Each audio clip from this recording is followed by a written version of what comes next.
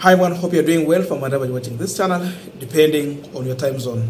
Now, one day, the Busia Senator Okiya Omtatah was on Citizen TV, and there was something Okiya Omtatah explained. In fact, he was foreseeing what might just come to happen. It was during the handover from Uhuru Kenyatta to William Samoei Ruto. Omtatah explained that when Ruto gave the constitution to, when Uhuru gave the constitution to William Samoei Ruto, Ruto took the constitution and he kept it aside.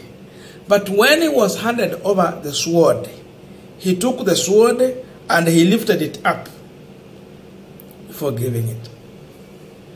And that to him, the constitution was symbolizing that, it's a symbol that you are going to govern using the law of the country.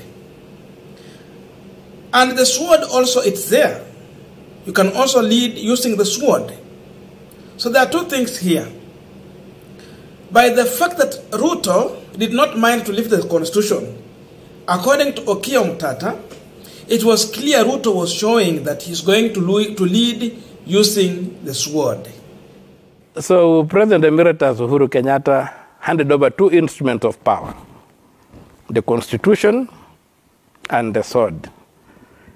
And by the way, Mr. Ruto is my good friend. When President Ruto received the Constitution, he symbolically put it aside. When he received the sword, he showed it to the nation. I just hope it is not symbolic. I wish he had lifted the Constitution up. To show the nation. To show the nation that's the rule of law. Not the rule of the sword. Only you would think of something like that. Now, we all know that the person who has given a huge break to this regime, as far as the issue of finances is concerned, is one Okiya Omtatah. To an extent, sometimes they are pushing to use illegal means to collect taxes. For example, the fuel tax, it was increased, which was against the court order. Okiya Omtatah, as we're speaking now, he has a case in court challenging the legality of the Finance Act 2023. Up to now, Ruto signed, but it is not operating. The case has been will need to be heard and determined in the court. So last week we saw Mother Kome appointing a 3-judge bench who will be listening to this matter. The case is yet to start, but soon is going to start. And as all this is happening, Okiya Omtatah is reporting that we have unknown individuals who have raided one of his offices and they have left with some electronics. And this happened on the Friday night when we were heading to Saturday. Now, this matter has been reported to police. But again, through Kenyans.co.ke, Okiya Omtatah is reporting on phone that police officers are yet to take a step to deal with this issue. So remember, it happened on Friday night, then he reported. So the eve of Saturday, nothing has happened. Now you're talking about Sunday. There's no any step police have taken to go to that area. And this is one of the offices in Busia County, that means in his home county. Remember, all this is happening when we're witnessing a clampdown on the opposition by William Ruto's regime. Just check on how they are dealing with opposition right now. It's like someone has suspended the Constitution of Kenya. Just like what Okiya Omtatah foresaw, and he explained it on Citizen TV. He was given a sword, he lifted it. But when he was given the Constitution, he put aside. So he will not rule by law. There is no rule of law here. We have the rule of the sword. That is now coming out clear. Because again, we saw Okiya Omtatah talking about being given 200 million and he said no. He was very clear. Aliwaambia hiyo hiyo milioni 200 yenu kaeni nayo siitaki. That's what he said. And he said this government was using some senior officers in government from Bungoma County to try and reach out to him so that they can bribe him to stop this case. So they have tried to reach out to him with the bribe. He said no. Now they are attempting intimidation on Okiya Omtatah. He has refused intimidation. And now they are using force to go and take some of the electronics. I think they are targeting to check if there is some materials that is needed that is using in the same court, or if he has any other cases that is preparing against the state. That could be a possibility. So look at that. With all this, even if someone has just gone there, a known person, the way he's saying, how can we distance this government from this? It is very hard. Any individual will quickly link this to the government. You can easily make an allegation that it could be a possibility of individuals within the government. I'm not the police. Just allegations. And there is no way you can pin down Okiya Omtatah, I'm telling you.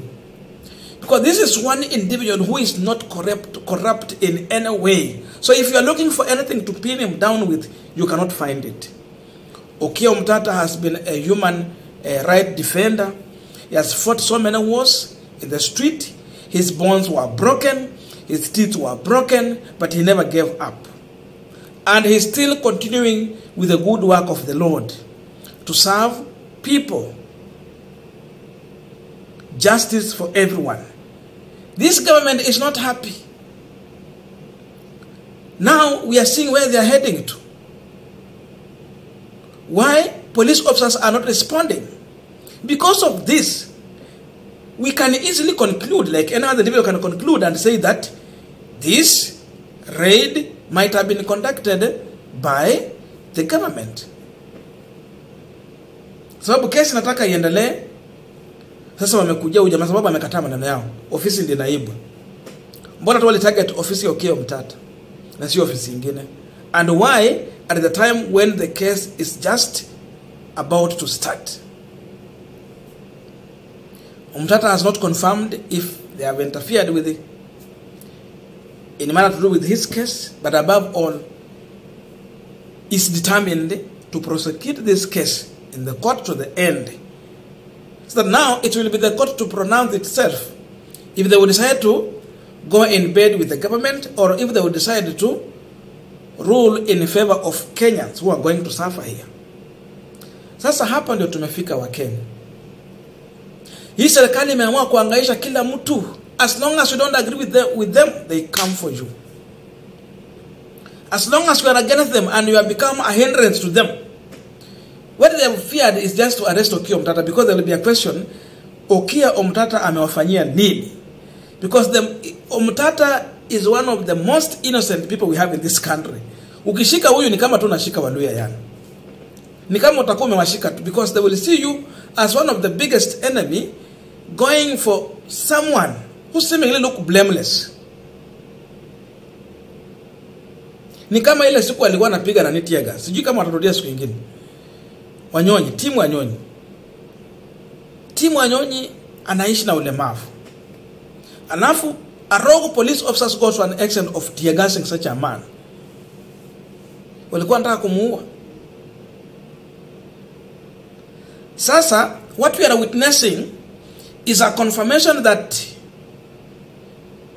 this government knows that even in the finance bill they passed, there are issues that are not in line with the law. They went against the law. They went against the wish and will of the people, public participation. It was touching on issues to do with the county assemblies, county governments. But they never passed it through the Senate. They decided to do it here.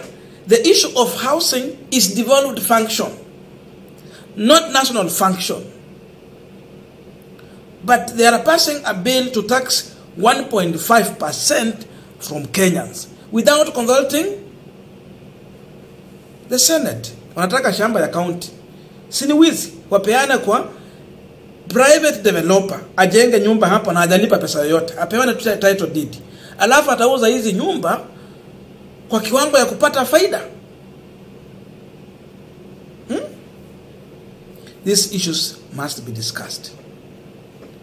So, we see a lot of panic in this government, and they are using every means possible to make sure that they are trying to deal with this case. If they are reaching out to Okiya Omtatah and use this kind of approach, tell me the 3 judges who will be sitting to listen to this case, vile Martha Koome ameshachagua na hawa washawaona, unataka kuniambie hii serikali bado haijawafikia? And even accidentally these guys already exposed themselves, because they say that after the Statehouse speech, baada ya kuamurisha wabunge wakuja na guns wakuja kupiga Wakenya wenye wanaandamana, they said in their briefing that they are going to negotiate with the judiciary, sit down with them, make them to understand the reason why they need this finance bill to be the way it is. Wakenya wako na kesi kotini, alafu unasema ukae chini na jaji mwenye atafanya uamuzi, alafu ataamua anje kwa njia ya haki na usawa. So this is the kind of government we are having now. Look at that. Then tell me, are we safe?